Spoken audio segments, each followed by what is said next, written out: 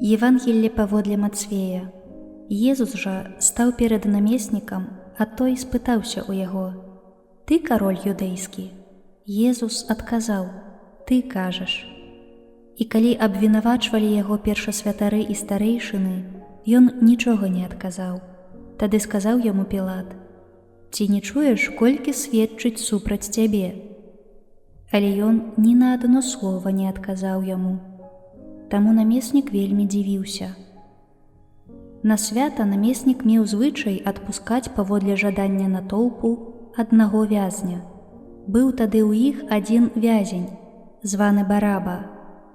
І вось калі яны сабраліся, сказаў ім Пілат: «Каго хочаце, каб я выпусціў вам? Барабу ці Езуса, званага Хрыстом?» Ён ведаў, што ад зайздрасці выдалі яго. А калі ён сядзеў на судовым месцы, жонка ягоная паслала сказаць яму: «Не рабі нічога гэтаму справядліваму, бо я сёння ў сне шмат цярпела з-за яго».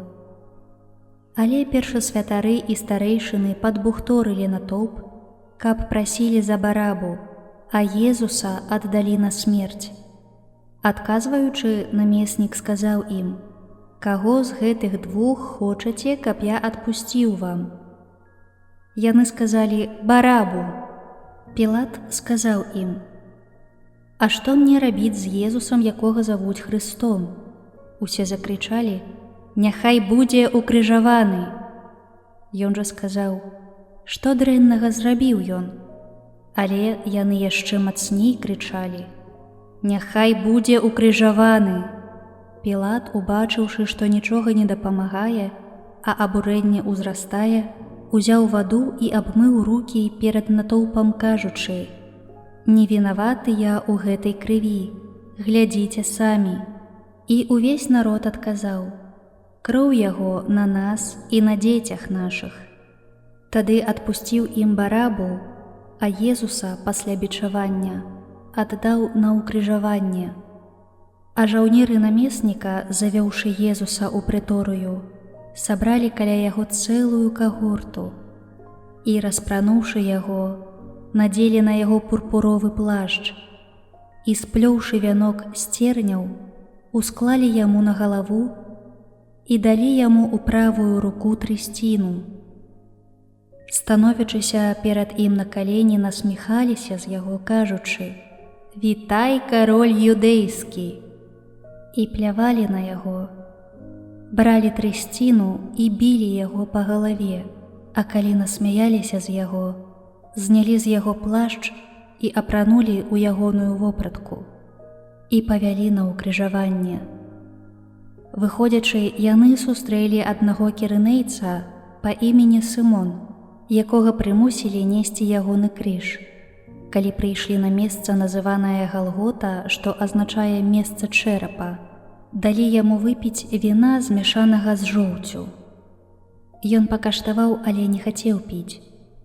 Укрыжаваўшы яго, падзялілі ягоную вопратку, кідаючы лёсы, і, седзячы, пільнавалі яго там.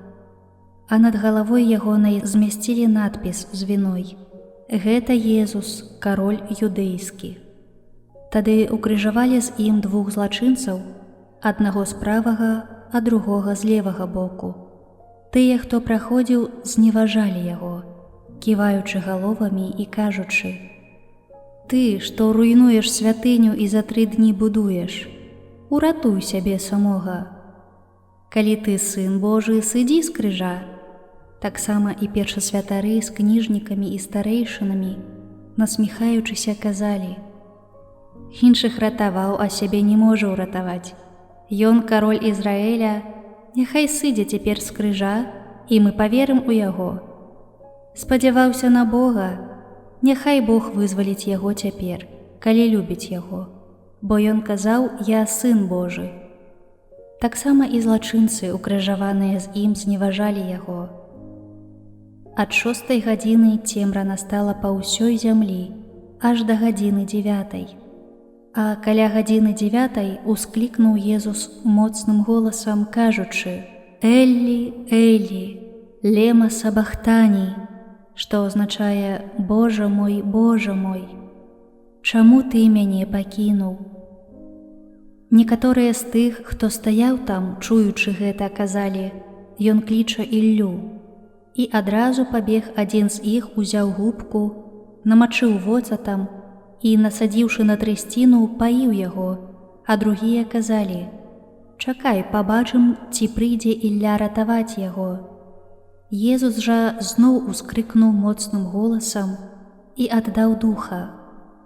І вось заслона ў святыні разарвалася надвое зверху аж да нізу, і зямля затрэслася, і скалы раскалоліся, і магілы адкрыліся, і многія целы памерлых святых уваскрэслі і выйшлі з магілаў пасля ягонага ўваскрасення, увайшлі ў святы горад і паказаліся многім. А сотнік і тыя, хто вартаваў з ім Езуса, убачыўшы землятрус і ўсё, што сталася, вельмі спалохаліся і сказалі: «Праўдзіва, гэта быў Сын Божы».